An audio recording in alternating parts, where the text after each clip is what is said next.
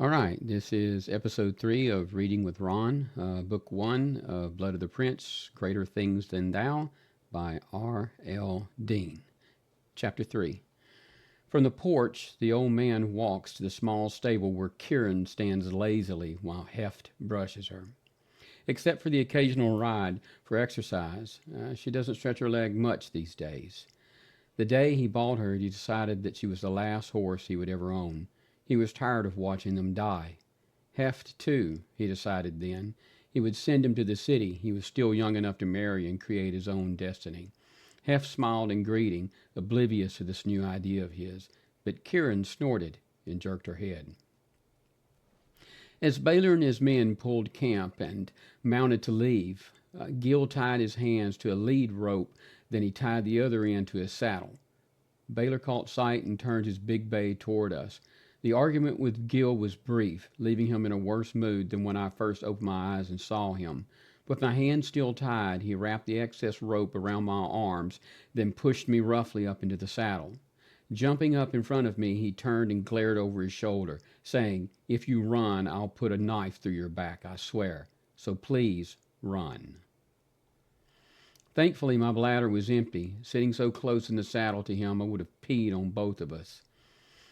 In a train of 20 men plus pack horses, Baylor led us through a trail, brush clogged from disuse.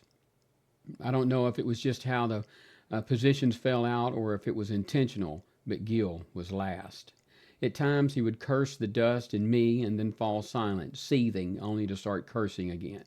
Gil was one of those men that reeked malice, like an aura. It would take almost 5 years before he was sure enough of himself to attempt my life. He hated his new position in Baylor's camp hierarchy, but he needed some excuse that Baylor would believe before arranging my death. As a child, I didn't understand why he hated me so much. It was a long time before I realized that he was just malicious, evil. Under Gallen's care, I saw much more of the world than Baylor's faux fiefdom, and I met a lot of people. Some were like Gil, cruel and openly hateful. Others were more subtle, like Lady Elcina in Whitefield, whose face shone like an angel's while she served poison tea. I met men like Garrett, those with integrity, but they were few, so very few. So the horses moved at a slow walk along Baylor's chosen path, and I endured under Gallen's cursing while my arms cramped in the ropes and blood stopped flowing to my hands. We stopped overnight 3 more times before reaching Baylor's main encampment. Each time Gil would jerk me off the horse, tie me to a tree, attend to his needs, and lay down on his bedroll, drinking and sleeping for most of the evening before seeing to me. Gil wasn't popular with the rest of Baylor's men. I don't know if it was because he was new to the particular criminal organization and hadn't earned his stripes. Certainly, his lot never improved all the time I was there, or if it was because of some other reason, perhaps his attitude. No one under Baylor's rule could be described as kind, but it was as if Gil stank. He would untie me, give me a cup of water with a potato or piece of bread. His breath was always foul from drinking, and the glint in his eyes from the fires the men lit to push back the darkness made me shake at times. One night he fell asleep so drunk that he forgot to tie me up. I was so terrified that I pulled my knees up, wrapped my arms around them, and tried to sleep. Each morning Baylor would walk through the camp yelling until someone was up. Some needed a boot to help them. Gil thought I needed to be slapped on the head, even though I was always awake before Baylor started bellowing. I was soft as a child, sleeping on the ground, suffering abuse at Gil's hands, the ropes cutting into my wrists. Those 3 days were hard. It was years away before I would toughen up and could endure the mistreatment. Denon is a humid country. Foreigners have described the air as suffocating in the summer and freezing from the lungs out during the winter. It was high summer when Baylor abducted me.